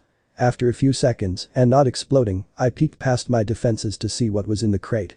It wasn't explosives, nor was it drugs. Instead, the crate was loaded with these odd glowing crystals of varying colors. I think they're called dust crystals, if what Mr. Brown told me is correct. And if they're as useful as he says, then I just struck the motherlode. It was then and there that I calmly reacted to this bountiful collection of dust that I had acquired by jumping around in joy and frothing slightly from the mouth. It certainly was a good day to be me. Ahem, I heard from behind me. I turned my head to see a man in a red-collared white suit, a gray scarf, black gloves with rounded sleeves, and a black bowler hat with a red band. What was noticeable was his bright orange hair and dark green eyes, and a cane-shaped object in his hand. "Do you mind?" I stated, slightly pissed off. "You're ruining a perfect moment here." "Yes, I do believe that those crystals are mine, though," the man stated, in an overly polite tone with a hint of anger. "And?" I stated, not caring about what he said. The man looked at me slightly pissed. "And they should be returned to their rightful owner, me." I narrowed my eyes. Where have I seen this guy before? Wait a minute. "Hey, I recognize you, you're that criminal guy on TV that wears the eyeliner," I exclaimed, pointing accusingly at him. The man's left eye twitched slightly, but he still kept his composure. Yes, I am. "Now give me the dust, blonde," he said. "Why should I?" I asked dryly. Well, his mouth opened to give an explanation, but no words came out of his mouth. After a minute, he finally shrugged his shoulders and slumped in defeat. "I got nothing," he finally said, "just give me the damn dust." Then he pointed his cane at me, revealing a hollowed-out hole at the bottom of it, most likely to shoot something. "Face it, blonde, I have the advantage over this battle," he said with a smirk. I formed an all-so-familiar cross-hate hand sign. "Oh really?" I said, giving a smirk of my own and formed a dozen Kage Bunshins. "I beg to differ." His expression went to that of a mixture of confusion, surprise, and panic, seeing as he was outnumbered and caught by surprise. He lowered his cane cannon and put his hands up in mock defeat. "Okay, that I didn't expect. Take me away, Mr. Fuzz," he said mockingly, extending his hands out like he was being cuffed. "You have 10 seconds to leave," I said. "I'd take that offer, if I were you." He casually strode out of the room, as if I wasn't very threatening. Before he left, he turned to me. "I won't forget this," he said, a scowl on his face. "Next time, you'll regret messing with me." "Whatever you say, Flaky," that got another eye twitch out of him. And with that, he left. Making sure that he was gone, I went to the cargo box I hid the scroll of seals in to see if it was still there. Thankfully, it was still there. Grabbing it, I unraveled it and activated the Uzumaki blood scroll. And in a puff of smoke, Harem Jiji appeared. After taking in the new surroundings, he turned to speak to me. "Looks like you found yourself a neat little hideout," he said. As my left eye twitched, he started smirking. "I like to call it my hidden base of operations," I stated, sticking my tongue out in a childlike manner at the end. His smirk got bigger at that, before his expression turned serious. Getting into a fighting stance, he spoke to me. "Now, let's start working on your training, shall we?" he said. After speaking, he charged at me, not even giving me time to get into a fighting stance. "Unknown location, third-person POV. And you're sure of this?" a male voice said. "I'm positive," a female voice replied. "Didn't you feel it as well?" "I can't say I didn't," a third voice replied, also male, "but if he's here, do you think?" Most likely, the first voice replied, but I think we'll be hidden for 2-3 years at the most before we encounter others. The three mysterious figures stayed silent after that, digesting the new information. They had expected this for a while now, but had secretly hoped that they wouldn't be found out. Does he know? The first voice asked, finally breaking the silence that permeated the air. I don't think it's likely, the second voice answered, but he'll eventually find out. And when he does, then what? The third voice asked. Then that's when we'll confront him, the second voice replied. Silence once again filled the air as the trio stood silent, waiting for someone to break the silence. And eventually, the third voice spoke up. I still think we should confront him now, the third voice stated, uneasy with the current plan. It'll be better if he figures it out on his own, that way should he be caught, our secret will be safe, the second voice said. Fine, the third voice finally conceded. The trio stared at one another, as if already knowing what the other was going to say. 500 Ryo on it, taking him 1 year, the first voice said. You're on, I'll place 500 on 2, the third voice challenged. Humph, idiots, the second voice, the only female present said before smirking, 500 on 3. You're gonna make me rich, the first voice said, a smirk could be made out in the shadows. As if you'll be weeping when I clean you out, the third voice countered. Boys please, you'll both be weeping when I win, the female said, having the largest smirk of the trio. 3 years later, third POV. Legends, a female voice started, stories scattered through time. Mankind has grown quite fond of recounting the exploits of heroes and villains, forgetting so easily that we are remnants, byproducts, of a forgotten past. The gems in the image glow green and fade to show simple pictures of a man rising from the earth before being surrounded by creatures, Barry held back by warriors. Man, born from dust, was strong, wise, and resourceful, but he was born into an unforgiving world. An inevitable darkness, creatures of destruction, the creatures of Grimm set their sights on man and all of his creations. These forces clashed, and it seemed the darkness was intent on returning man's brief existence to the void. Black sets in, then suddenly lessens as a light grows brighter and brighter, until a gem rises from it and lowers itself into the hands of man. However, even the smallest spark of hope is enough to ignite change, and in time, man's passion, resourcefulness, and ingenuity led them to the tools that would help even the odds. This power was appropriately named dust. The scene zooms out to show men shooting lightning, raising swords, and aiming rifles at the retreating beasts as a castle appears behind them. Nature's wrath in hand, man lit their way through the darkness, and in the shadows' absence came strength, civilization, and most importantly, life. The castle zooms out to show the world map, which houses other buildings until they disappear in flashes of white, and the map is lowered to show the scattering moon over a city at night. But even the most brilliant lights eventually flicker and die, and when they are gone, darkness will return. Roman Torchwick and 14 of his henchmen head down an alley from the shadows. They stop behind Roman, who reignited his cigar without touching it and grins before walking down the road, frightening nearby citizens as they make their way towards the shop from dusk till dawn. So you may prepare your guardians, build your monuments to a so-called free world, but take heed, there will be no victory in strength. Roman and his henchmen enter the store, approaching the shopkeeper. Perhaps victory is in the simpler things that you've long forgotten, a different, more masculine voice says. The image turns black, revealing nothing but a pair of 2 fireballs, one blue and one red.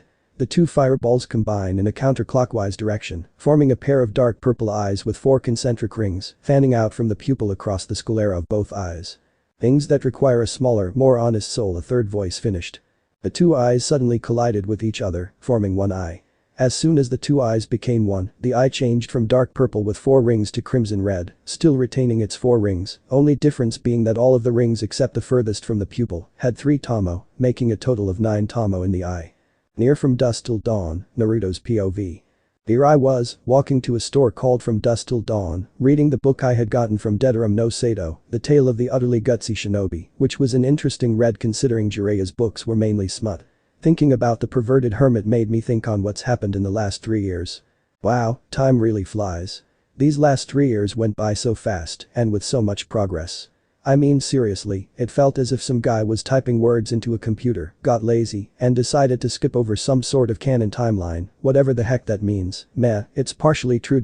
Shaking the thought aside, I decided for some random reason to stroll down memory lane. Well, let's see here, QB attack on Konoha, check. Crappy 12 years, check. Betrayed by my supposed best friend, check. Struck a deal with the devil, check. Got a new look, check. Became a student, check. Built an awesome weapon, definite check. Learned new awesome jutsus, double check.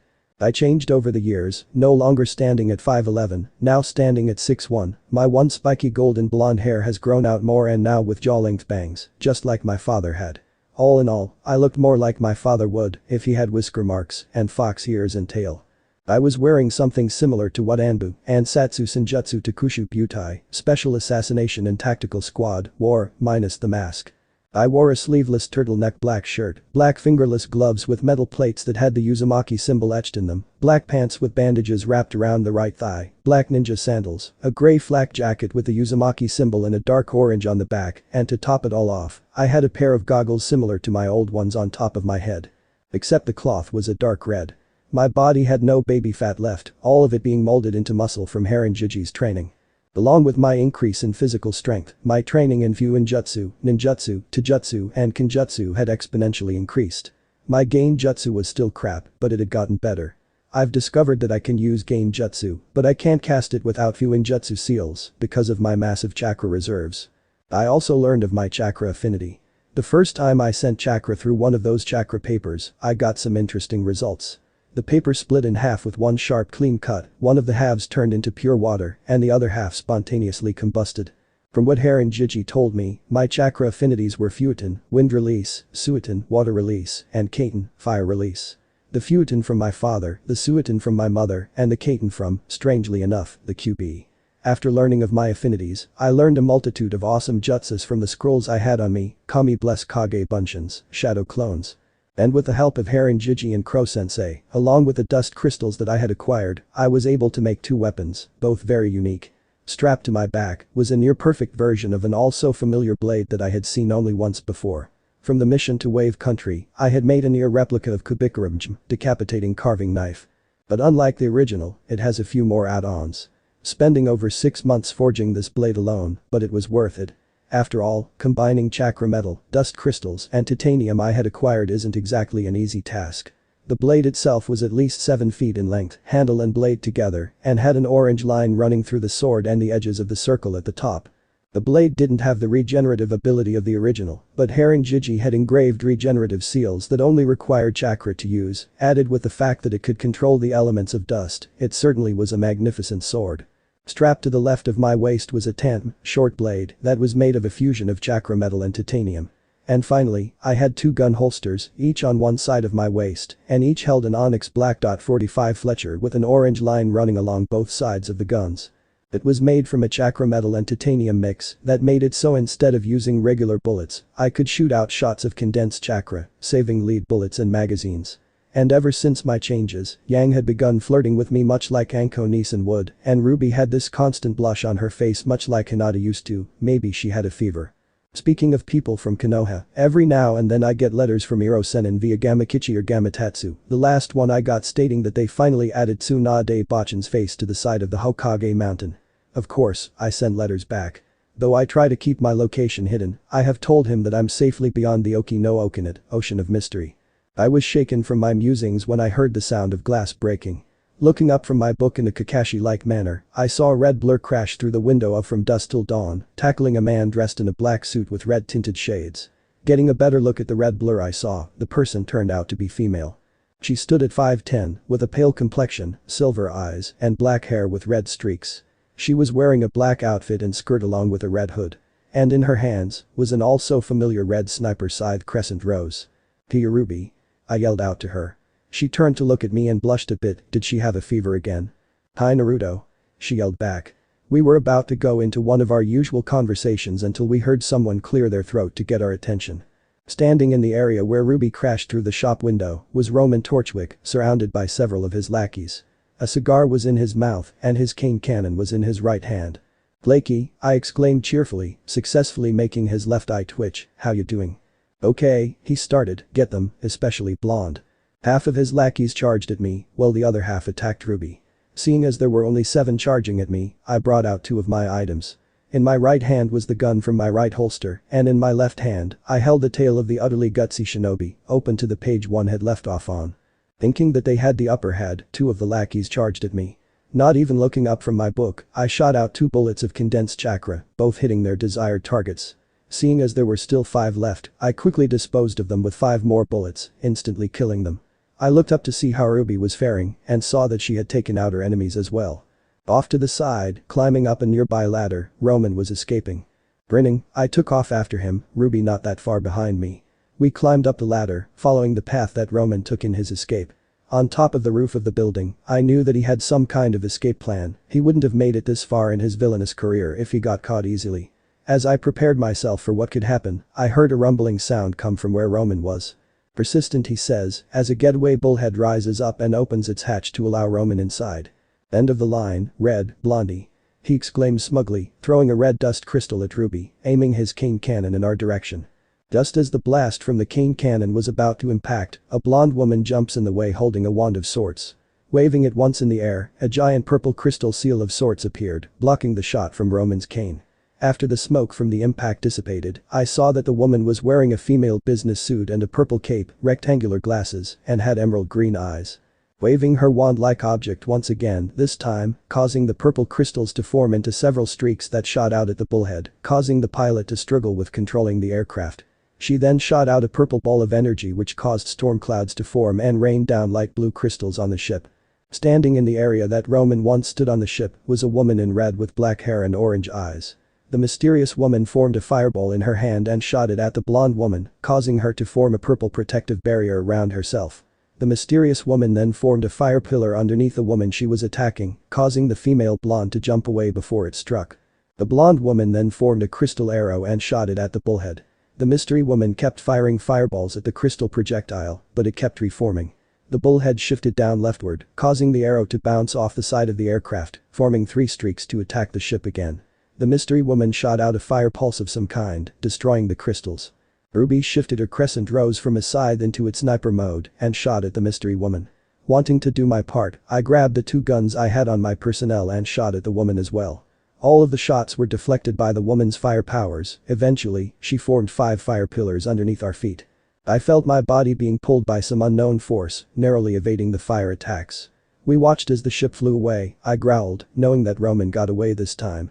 "Dear Huntress," I hear Ruby say to the blonde woman, "can I have your autograph?" The dark room of shame, Naruto's POV. "I hope you realize that your actions tonight will not be taken lightly, you two. You both put yourself and others in great danger," the blonde woman, now known to be Glinda, said. "Well, to be fair, they started it," I said. "If it were up to me, you'd be sent home." With a pat on the back she started, I noticed Ruby started to smile, and a slap on the wrist. That last part she emphasized by swinging her wand at Ruby, who let out a small eek. "But," she started, "there's someone here who would like to meet you, both of you." As soon as she finishes saying that, she moves out of the way to reveal a man with gray hair, shaded spectacles, a dark green scarf with a small purple cross-hate emblem on it, an unzipped black suit, and brown eyes. In his hands he held a mug and a plate of cookies with almond bowl. "Ruby Rose," the man starts, leaning in a bit as he continued talking, "you have silver eyes." Ruby started, trying to come up with words. "And you," he said, directed at me, "Naruto Uzumaki, I didn't believe what your file said, but apparently it's true that you have whisker marks." "And?" I asked. "So, where did you learn to do this?" he asked, gesturing to a screen that recorded our fight with Roman. "Signal Academy," Ruby replies. "They taught you to use one of the most dangerous weapons ever designed," he stated more than asked. "I'm more self-taught," I said. "Well, one teacher in particular," Ruby says. "I see," the man said, placing down the plate with cookies and the bowl of ramen. Whilst Ruby tentatively picks up one of the cookies and starts to eat them, faster than lightning, the bowl of ramen was in my hands and I was slurping away at the food of the gods. "It's just that I've only seen one other scythe wielder of that skill before. A dusty old crow," the man states, after recovering from the surprise of the speed that I ate ramen. "Mon call," Ruby says with a mouthful of cookies, she shallows and wipes her mouth, embarrassingly, she continues, "Sorry, that's my Uncle Crow. He's a teacher at Signal, I was complete garbage before he took me under his wing. And now I'm all like Hoa. Which That last part she finished by making karate-style poses and noises. "And what about you?" he asked me. "Lots and lots of trial and error, a few times that one of my things blew up on me, eventually I got it down," I said, acting nonchalant. "To the point that you can shoot without having to look at your targets?" he asked. "Yep," I said, popping out the P in the word. "And what are you doing at a school designed to train warriors?" "I'm going to be a hunter," I said. "Well, I want to be a huntress," Ruby replied. "You want to slay monsters?" the man asked. "Yeah." I only have 2 more years of training left at Signal. And then I'm going to apply to Beacon. She exclaimed excitedly, talking faster and faster, you see, my sister's starting there this year and she's trying to become a huntress and I'm trying to become a huntress cause I wanna help people. My parents always taught us to help others, so I thought, hey, I might as well make a career out of it.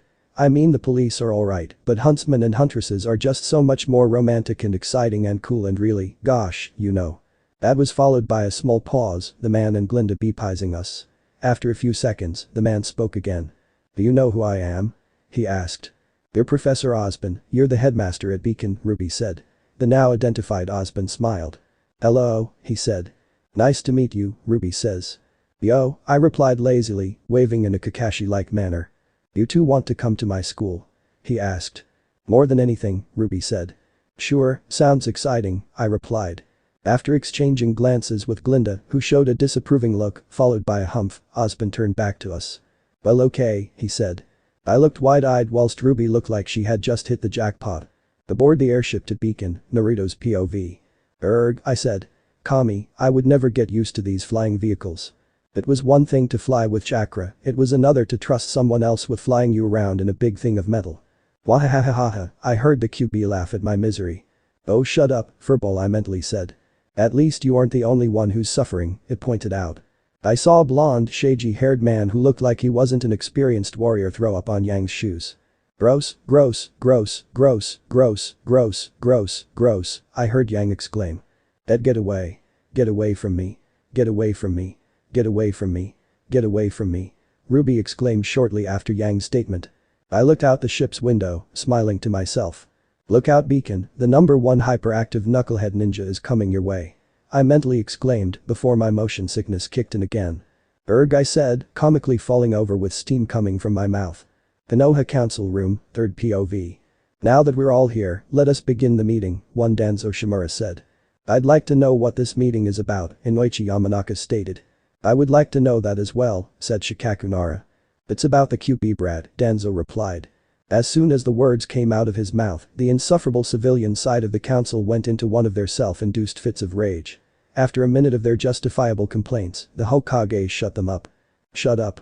Tsunade exclaimed, thoroughly pissed off. As I was saying, Danzo continued, I think it's time for Konoha to get its Jinchuriki back. Beacon Academy entrance, 10 o'clock AM Naruto's POV. Soon enough the ship docked at the entrance. The blonde guy that threw up on Yang's shoes was the first off of the ship, followed by nearly everyone else. From the view of the floor, even with the puffs of smoke coming from my mouth, I could see Yang and Ruby standing over me. I groaned out. The two sisters giggled and Yang brought out a camera seemingly from nowhere. Taking a photo of my misery, the two eventually helped me out of the flying metal death trap after a minute of laughing. We were walking away from the ship and towards Beacon. I crossed my hands and pouted in a childlike manner, seeing as Ruby and Yang were still laughing. It's not that funny, I said. This only served to increase their laughter. Yes it is, Yang replied, and now I have dirt on you. I saw her smirk and countered it with my own, seeing as she wasn't the only one with blackmail. Did you forget that I still have pictures from that, I said, her expression instantly turning from amusement to horror. You said that you got rid of all those photos, she said, slightly quivering in fear. I still have a few here and there, I countered, my smirk growing wider as I spoke. You wouldn't, she tried to reason. Try me, I said. The world seemed to go silent as we got into one of our daily stare downs to see which of us would back down first. So far the score was Naruto 561, Yang 356. Soon enough, Yang backed down, and I tallied 562 to my score. Wow, I hear Ruby say as we got closer to Beacon Academy. The view from Vale's got nothing on this, Yang said. I'll say, I added.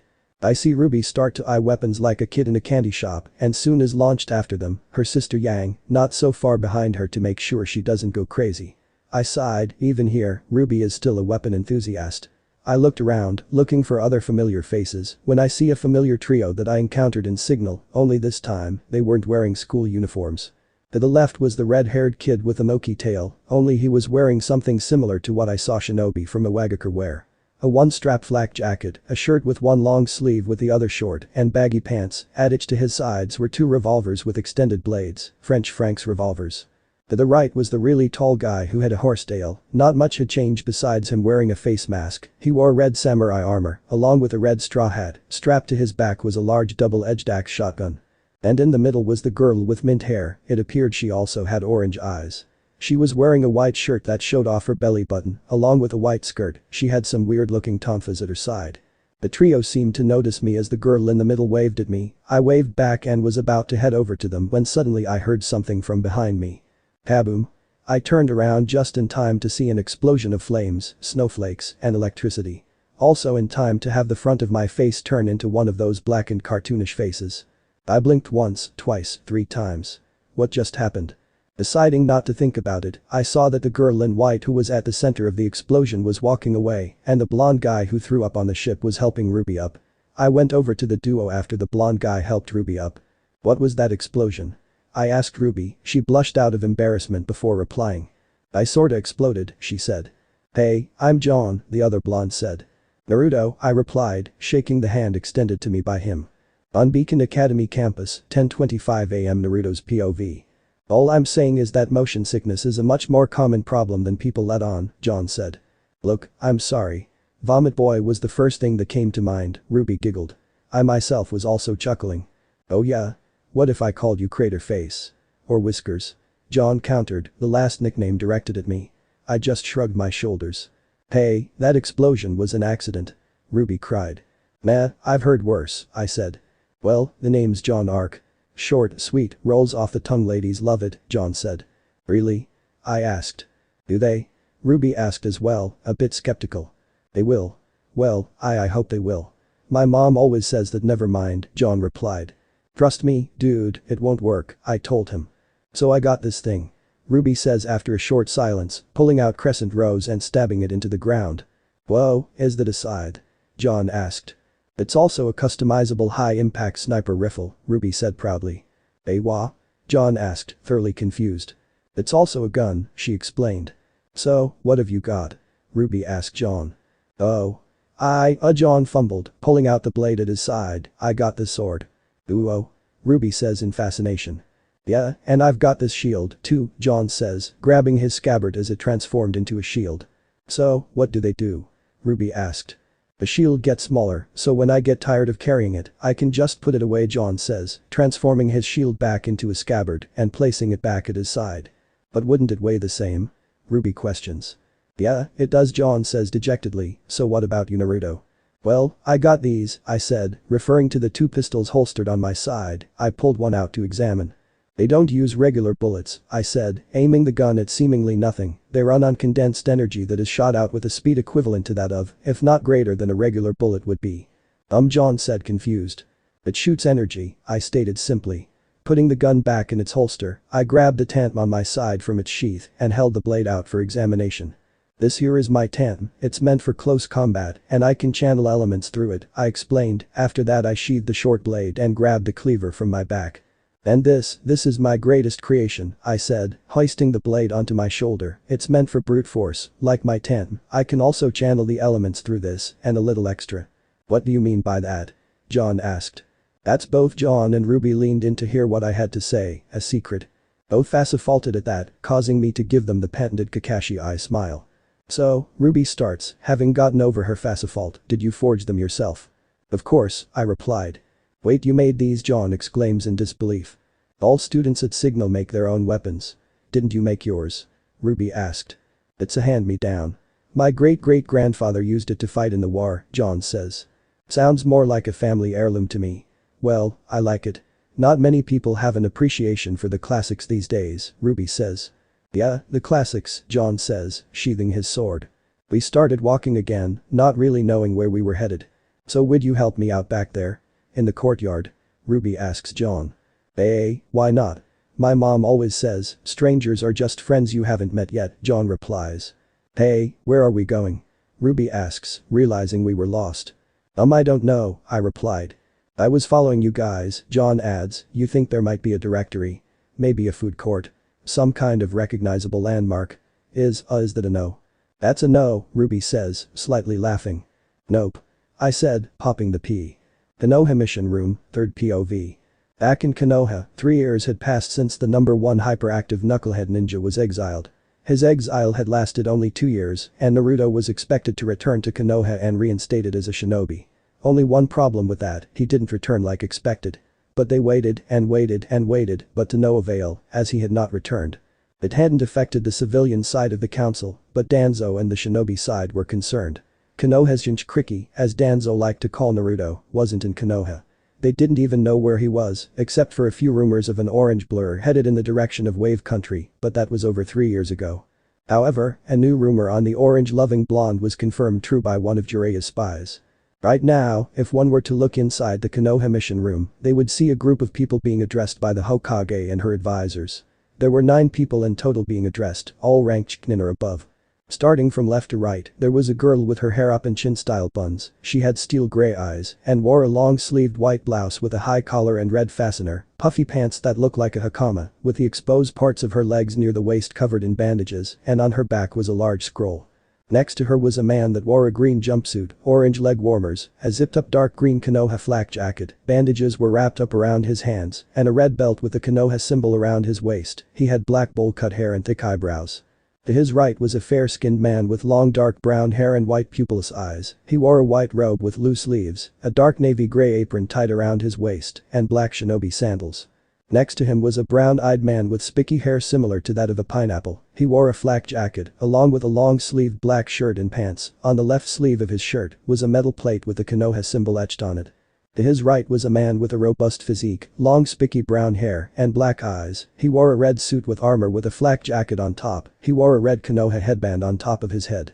Next to him was a girl with light blue eyes and blonde hair that was tied up in a high ponytail, with one flattened bang covering her right eye. She wore a short purple sleeveless blouse, along with an open front purple apron skirt over a black skirt and short fishnet shorts. Next to her was a leather form-fitting black jacket, black pants, shinobi sandals, and headband. With him was a large white fur dog that was the size of a small horse. To the right of the dog was a girl with dark blue waist-length hair, fair skin, and white pupilless eyes. Her outfit consisted of a long-sleeved zip-up lavender and cream jacket, navy blue pants, and low-heeled sandals. Finally, at the end was a tall man wearing black glasses and a knee-length jacket with a hood covering most of his face. The 9 shinobi were 9 of what was known as the Rookie 11. In order of their descriptions, Tenten, Lee, Niji, Shikamaru, Choji, Ino, Kiba and Akamaru, Hinata, and Shino. You have all been called here for an S-rank retrieval mission, Tsunade said, addressing the 9 shinobi in front of her. S-rank retrieval mission? Kiba asked, who would be so hard to retrieve that the mission is S-rank? You know who, we all do, Tsunade replied, causing the 9 to either gasp in surprise, have their eyes widen, or both. There was one person they all knew to be missing. Naruto, Hinata gasped. Her former crush had disappeared over 3 years ago and had not been heard of since. Which, considering how Naruto was, everyone found odd. Many had feared he was killed or worse, captured by the Akatsuki. Yes, Danzo, one of the Hokage's advisors, replied, according to Jiraiya-sen's spy network, the Akatsuki are making their move in capturing the Jinchuriki. Your mission is to find and escort Naruto back to Konoha. Failure is not an option, Tsunade finished in a serious tone. In addition to your retrieval team, you will be accompanied by 2 of my best men, Danzo added, Yamato and Sai. What? Why should we even bring your rude Anbu along with us? Kiba exclaimed outraged. Yamato has the ability of the Shodaime Hokage, first Hokage, Mokuton, wood release. And Sai has the ability of the Bokuton, ink release. Both are very adept in their abilities, Danzo explained, his eyes slightly narrowing. Focus, Tsunade said, from what we've discovered, Naruto went in the direction of Vale, start your search from there, and so on, good luck. And bring back Naruto. Hi, Hokage-sama, was said by the 9 as they walked out the room. Hokage-sama, might I ask why you didn't send the other members of Team 7 as well? Danzo asked. You and I both know that they'd charge straight on if they found out it was Naruto, at least the rest of the Rookie 11 would retain their common sense, Tsunade replied. I see, Danzo said. I hope you're fine, Naruto, wherever you are. Tsunade thought. Naruto's dream world, time. Unknown, Naruto's POV. I had just fallen asleep after finding where the orientation was and just in time to hear Ozpin's speech towards this year's freshmen. We then were told that we would all rest in the room we were currently in. And so, I fell asleep as usual. Only this time, I didn't have the same dreams I usually had. No, this wasn't my usual dream where a giant bowl of ramen did the caramel dancing. In front of me was pitch black. Nothing else other than glowing crystals of all colors and 2 fireballs that were blue and red. Suddenly, lightning struck out of nowhere, flashing every now and then, revealing certain images that I couldn't comprehend. The images I saw, though I couldn't clearly see what was happening, were of two small white blurs, one surrounded by a rainbow of colors, the other by red and blue. And above them was a giant red eye. It was the only thing I could see clearly. It had 4 rings that went from the center pupil, along with 9 tomo. When I stared at it, I was filled with fear as if I was looking at something worse than death. Suddenly, the one red eye turned into 2 purple eyes with 4 rings in each, and no tomo. Unlike the one red eye, which was filled with rage, these eyes felt calm. "You will face many trials, young one," a mysterious deep male voice said, "but above all, you must break the cycle." And with that, my dream got even weirder. Beacon Academy, 7:42 AM Naruto's POV. I woke up from my strange dream, feeling refreshed for the rest of the day. Blinking a few times, I saw that an enthusiastic orange-haired girl was talking with a guy who had a highlight of magenta in his hair. I stretched out a bit, my fox ears and tail slightly twitching. Today was initiation. Many people were wondering who they'll be teamed with. Me, I wasn't worried at all. Hopefully I would be teamed up with Ruby or Yang or some other nice people, and not some arrogant jerks. I already dealt with Sasuke, I don't need to deal with a Sasuke too. 0. I packed a sleeping bag that everyone was given for the first night, ate the cafeteria pancakes for breakfast, and brushed my teeth. All the while that cheerful orange-haired girl was talking to the guy with the magenta highlight. That all took about an hour to do. I didn't have to go to the weapons locker room, considering I had my weapons sealed onto my personnel. "How did you get your weapons?" "I didn't see you go to the weapons locker room," John asked me as we walked to the designated area Professor Osborn told all freshmen to go to. "Trade secret," I said, slightly smirking. Emerald Forest Cliffside, 9:10 AM. "For years, you have trained to become warriors, and today, your abilities will be evaluated in the Emerald Forest," Osborn stated. "Now, I'm sure many of you have heard rumors about the assignment of teams. Well, allow us to put an end to your confusion. Each of you will be given teammates today," Glinda added. "What?" "Oh, I heard Ruby murmur in concern. "These teammates will be with you for the rest of your time here at Beacon. So it is in your best interest to be paired with someone with whom you can work well," Osborn said. Hearing this, Ruby groaned, as did a few others. "That being said, the first person you make eye contact with after landing will be your partner for the next 4 years. "What?" Ruby exclaimed in panic. "See? I told you," the orange-haired girl started. Osborn had cut her off before she could continue speaking. "After you've been partnered up, make your way to the northern end of the forest. You will meet opposition along the way. Do not hesitate to destroy everything in your path or you will die." This caused John to laugh nervously before gulping loudly. "You will be monitored and graded through the duration of your initiation, but our instructors will not intervene. You will find an abandoned temple at the end of the path containing several relics. Each pair must choose one and return to the top of the cliff. You will guard that item, as well as your standing, and grade you appropriately. Are there any questions?" "Yeah, sir," John asked hesitantly, raising his hand. "Good. Now, take your positions," Osborn said. I looked at my surroundings, seeing near the left end of the line we were all in was the girl with mint green hair I saw earlier. Next to her was the monkey Franus and the horse Franus. Then there was the black-haired girl with a katana on her back and a bow in her hair, the white-haired girl with a rapier, the red-eyed girl holding a spear, a guy with a light green mohawk, the cheerful orange-haired girl with a grenade launcher on her back, the guy with the magenta highlights was holding green pistol knives in his hands, an arrogant light brown-haired man in armor, Yang, Ruby, John, and finally at the end was me. Everyone was getting in their fighting stances, except for John, who still had his hand raised. Soon enough, the mechanical platforms we were on started ejecting people into the forest, starting with the left. Sir?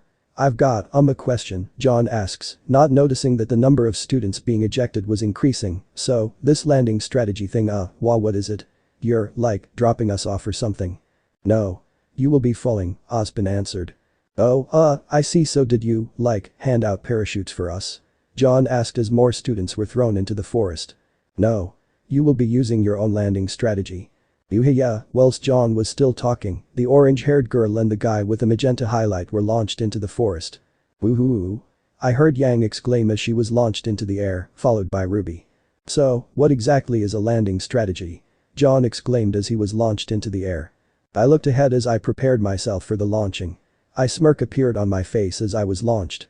"Let's do this, Databayo," I exclaimed as I was finally launched.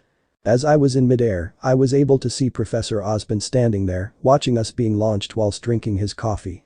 Unknown location, third POV. Bikazu, you and Hayden will go after the Nibijinch Kriki. Sasori, you and Dadara will go after the Ichibijinch Kriki. And finally, Itachi, you and Kisum will go to the land beyond the Oki no Okinit and retrieve the Kyuubijinch Kriki. Understood. A mysterious figure said. What stood out about the silhouette was the purple-gray eyes that had 4 rings in them. "Hi, Leader Sama," was the chorus of responses. One by one, the group of mysterious figures disappeared until there were 4 left. The one with the purple-gray eyes turned to one of the few remaining people left. "And you're sure that the Kyuubigen's Kriki is beyond the Oki no Okinit?" the figure asked. "Are you questioning the extent of my knowledge?" The other mysterious figure threatened more than asked. "No, but I'm curious as to how you know of this land beyond the Oki no Okinit." "Humph, I've seen many things in my lifetime, Nagato." "Is that all?" "Yes, Madara-sama." "Good." And with that, 2 more of the mysterious figure disappeared. Leaving only 2. "You know he can't be trusted, Nagato." "I know, Conan, but we have 2 for now." Chapter end. Alright, that's it for today's video guys. Let me know in the comments section how was the story, and also don't forget to like, share and subscribe. I will meet you in another video. Peace out.